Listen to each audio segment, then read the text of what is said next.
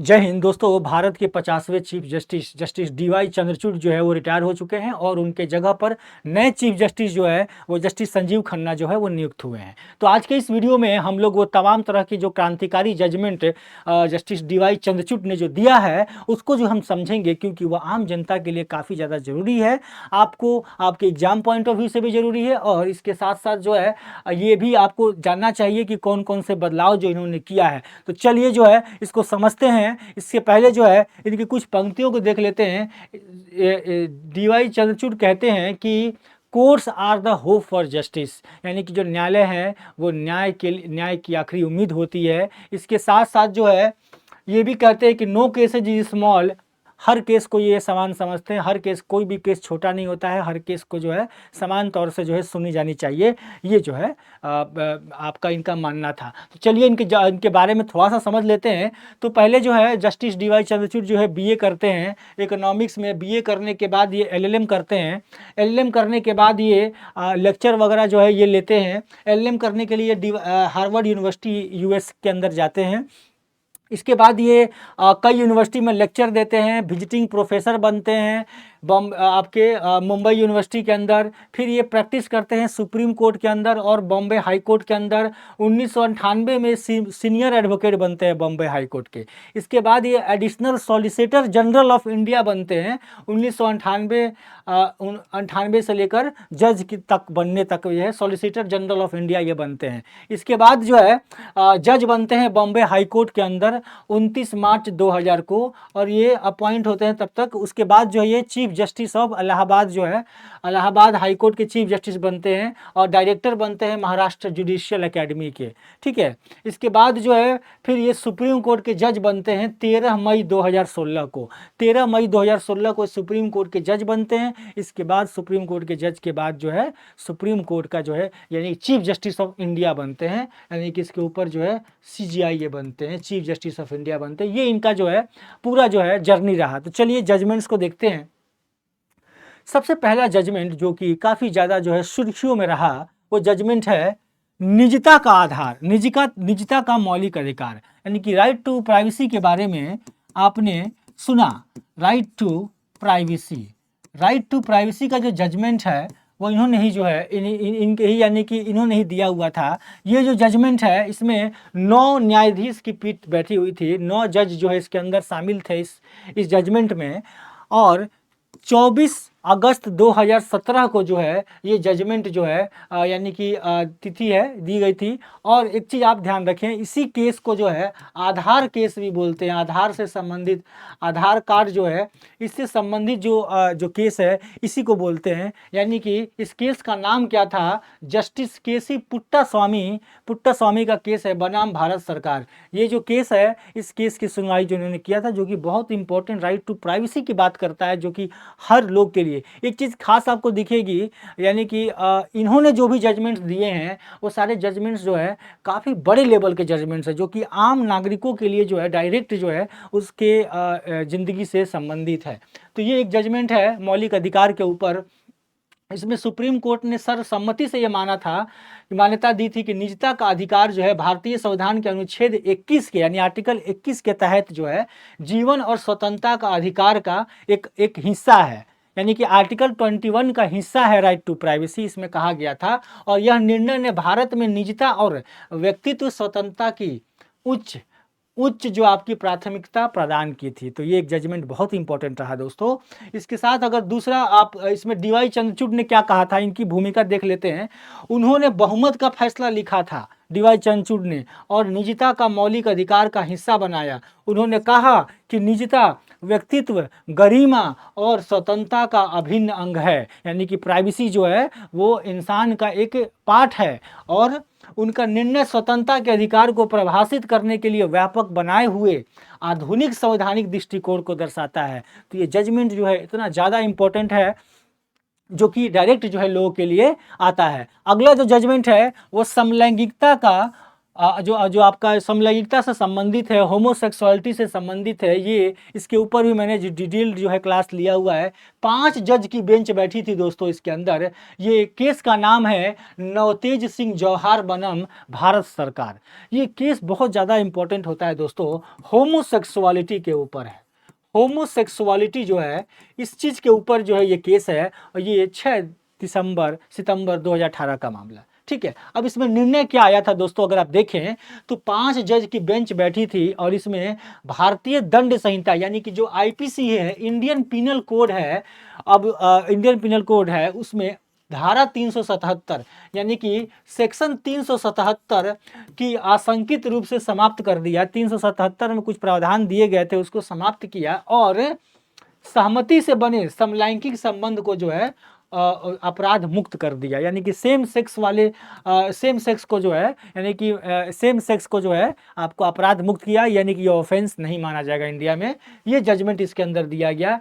न्यायमूर्ति चंद्रचूड़ ने अपने निर्णय में कहा कि धारा 377 ने समलैंगिक नागरिकता को हाशिए पर ला दिया है और उन्हें अधिकारों से वंचित कर दिया है। यानी कि जो ऐसे कम्युनिटी हैं जो जो आपकी होमोसेक्सुअलिटी वाली जो कम्युनिटी है, उनके लिए जो है ये बहुत बड़ा जजमेंट था दोस्तों, जो कि कहीं ना कहीं जो है आम जन नागरिकों से संबंधित ये मामला है दोस्तों। तो ये इतना इंपॉर्टेंट रहता है। इसके बाद तीसरा जजमेंट जो है जो दिया इन्होंने इंपॉर्टेंट जजमेंट, वो था जोसेफ साइन बनाम भारत सरकार। जोसेफ साइन बनाम भारत सरकार, ये है एडल्ट्री से संबंधित मामला है, डिस्क्रिमिनेशन ऑफ एडल्ट्री से संबंधित। इसमें 5 जज की बेंच बैठी थी, और इस 5 जज की बेंच ने जो है 27 सितंबर 2018 का ये मामला है। इसमें निर्णय अगर आप देखेंगे क्या दिया गया कि आईपीसी की धारा 497 जो है एडल्ट्री की बात करती है। यानी इंडियन पिनल कोड के अंदर 497 जो आर्टिकल है, सेक्शन है, 497 जो धारा है, वो बात करती है एडल्ट्री को लेकर।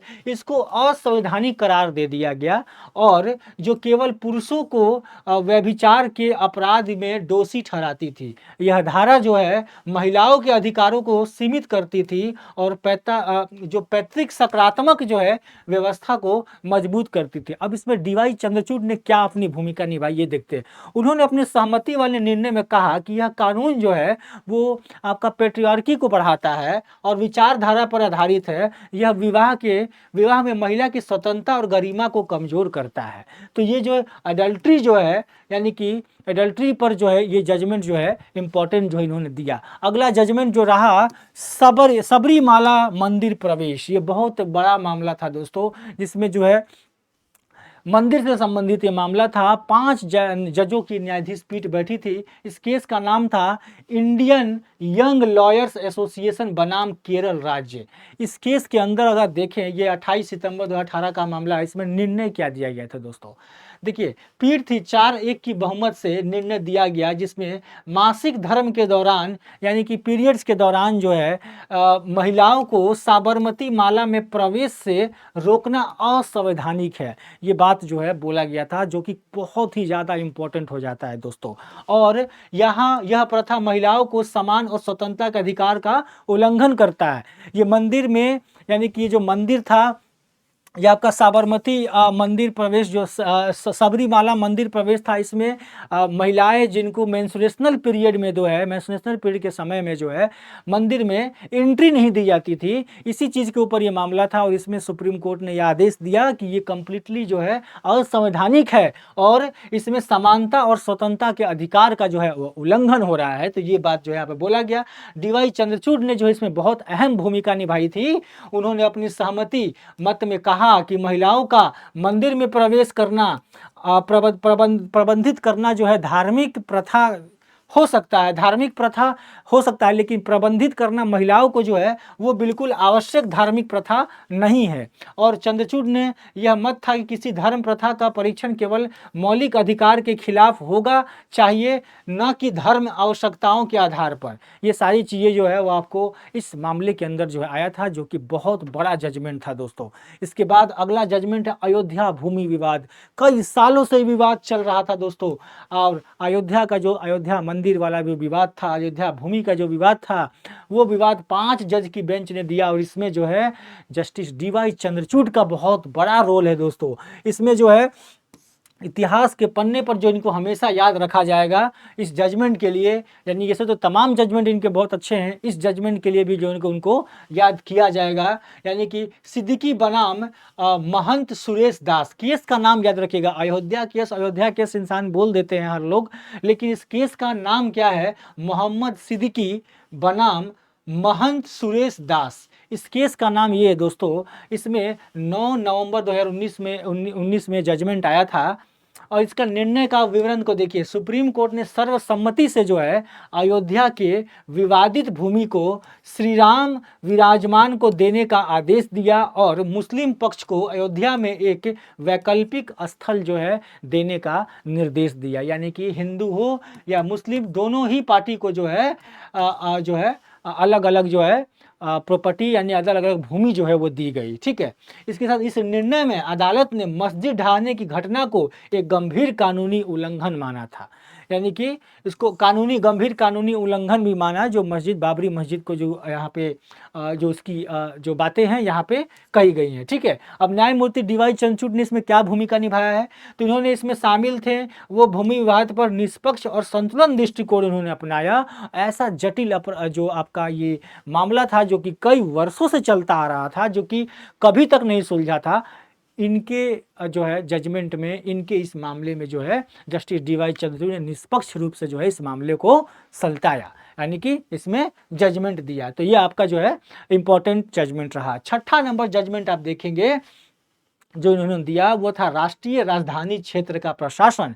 दिल्ली हमेशा से जो है विवादों में रहती है कि कौन इस पे जो किसकी पुलिस होगी, कौन यहाँ पे रोड बनाएगा, कौन डेवलपमेंट का काम करेगा, किसकी सरकार चलेगी, है ना। तो ये जो था, इसके ऊपर जो है ये आपका दिल्ली राष्ट्रीय राजधानी प्रशासन का जो ये मामला है, 5 जज की बेंच बैठी, जिसमें केस का नाम है दिल्ली एनसीटी सरकार बनाम भारत सरकार।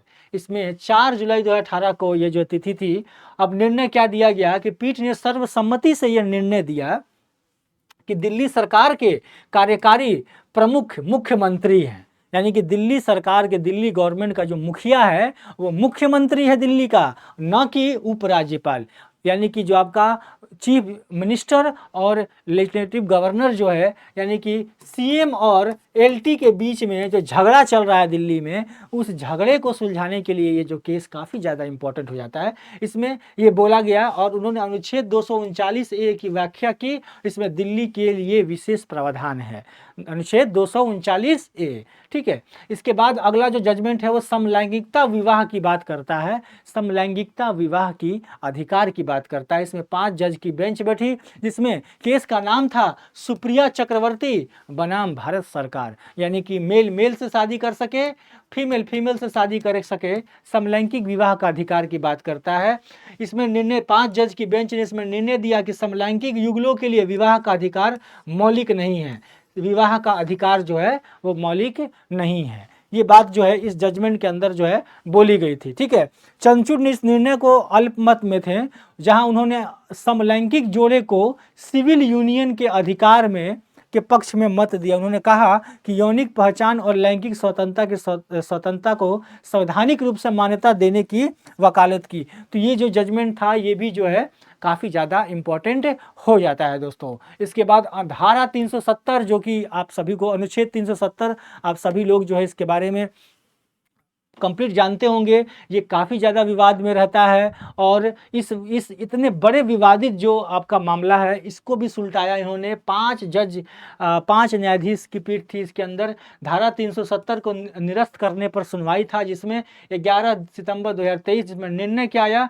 सुप्रीम कोर्ट ने जम्मू कश्मीर को विशेष राज्य दर्जा जो देती है 370, उसको निरस्त करने को बरकरार रखा। उसको निरस्त करने का, धारा 370 को हटाने में भी जो इनका जो है मतलब हटाया तो सरकार ने, लेकिन सुप्रीम कोर्ट ने जो है इसको बरकरार रखा था जब चैलेंज किया गया था कोर्ट में। डीवाई चंद्रचूड़ ने जो है इसमें एक इम्पॉर्टेंट जो है हिस्सा बताया था भारत का, यानी कि भारत का जो है एक इम्पॉर्टेंट हिस्सा बताकर जो है इन्होंने इसका पूरा समर्थन किया था। ये भी एक बहुत बड़ा जो है जजमेंट रहा, यानी कि ये। इसके बाद 9वां में जो आप देखेंगे, इलेक्ट्रल बॉन्ड योजना को असंवैधानिक घोषित किया। यानी कि इलेक्ट्रल बॉन्ड जो कि आपको बार बार ये चीज़ आपको देखने को मिलती है कि जो पॉलिटिकल पार्टियां थीं वो आप चंदा लेती थी बिना कोई पता चलते, उनका डिटेल भी नहीं है और उनके पास कोई व्यक्ति पैसा देता था वो अपने पास रख लेते थे, जिससे कि उनके पास भारी जो है तरह के पैसे हो गए थे। तो इसके ऊपर ये जजमेंट था इलेक्ट्रल बॉन्ड को लेकर। इलेक्ट्रल बॉन्ड जो है, इलेक्ट्रल बॉन्ड के ऊपर जो है कई तरह की जो है बातें जो है आपको सामने आई थी, जिसमें यह मामला केस का नाम था एसोसिएशन फॉर डेमोक्रेटिक रिफॉर्म्स बनाम भारत सरकार। Association for democratic reforms Bharat सरकार का ये मामला है। इसमें यह निर्णय लिया गया कोर्ट के द्वारा कि चुनावी बॉन्ड योजना को रद्द किया और यह कहते हुए कि मतदाताओं की जानकारी के अधिकार का उल्लंघन है, जो यानी कि जो इसको आपका मतदाताओं के अधिकार का उल्लंघन है। DY चंद्रचूड़ ने यह बहुत बड़ी भूमिका निभाई थी दोस्तों। इसके वजह से जो है कई तरह के विवाद हुए थे, पॉलिटिकल पार्टी से डायरेक्ट जो है आपका जो है टकराव की बात थी इस जजमेंट की वजह से। तो ये जजमेंट जो है इसमें हमारे करेंट चीफ जस्टिस और DY चंद्रचूड़ और जस्टिस संजीव खन्ना दोनों ने इसके अंदर जो है दोनों इस जजमेंट में शामिल थे दोस्तों। ठीक है, चलिए तो अगला देखते हैं। आखिरी जो हमारा है वो है जो अभी हाल ही में जजमेंट आया है, ST SC जो वर्ग है, यानी कि अनुसूचित जाति जनजाति वर्ग का उपवर्गीकरण, सब कैटेगराइजेशन जो किया गया है, इसमें 7 जज की बेंच बैठी दोस्तों। इस केस का नाम था state of Punjab versus Devendra Singh. इस केस के अंदर आपको याद होगा 1 अगस्त 2024 का ये। अब इसका निर्णय क्या दिया? निर्णय ये दिया गया 1 अगस्त 2024 को मुख्य न्यायाधीश ने इस पर निर्णय दिया, 7 जज की बेंच में 8-1 की बहुमत से यह फैसला सुनाया गया, जिसमें कहा गया कि अनुसूचित जाति यानी कि SC शेड्यूल कास्ट और शेड्यूल ट्राइब श्रेणियों में उप वर्गीकरण कर सकती है। राज्य सरकार जो है वो उप वर्गीकरण कर सकती है, सब कैटेगराइजेशन की कर सकती है। जैसे OBC के अंदर सब कैटेगराइजेशन है, creamy layer, non creamy layer, उसी तरीके से ST SC के अंदर भी जो है स्टेट गवर्नमेंट जो है सब कैटेगराइजेशन कर सकती है। ये पूरा जजमेंट जो है दोस्तों रहा। तो आशा करता हूं कि ये पूरा जजमेंट आपको समझ में आया होगा। ये बहुत इंपॉर्टेंट जजमेंट है दोस्तों। इसके बारे में आपको जो है डिटेल्ड जो है वीडियो अगर चाहिए तो कमेंट कीजिएगा, हर एक जजमेंट के ऊपर डिटेल वीडियो लेकर आऊँगा मैं। तब तक के लिए जो है आप मुझसे जुड़ सकते हैं, और फिलहाल जो है आप मुझसे जुड़ने के लिए चंदन सर टेक्स्ट बुक में आप जुड़ सकते हैं। यहाँ पे मैं आपको इसका PDF शेयर कर दूंगा, और यहाँ पे जब आपको ये PDF मिल जाएगा उससे जो आपको सारे केसेस की डिटेल्स मिल जाएंगे। तो चलिए आज का ये लेक्चर आशा करता हूँ कि आपके लिए काफ़ी ज़्यादा फायदेमंद रहा होगा, और आगे भी मैं लेक्चर आपके लिए लेकर आता रहूँगा। तब तक के लिए जय हिंद, जय भारत।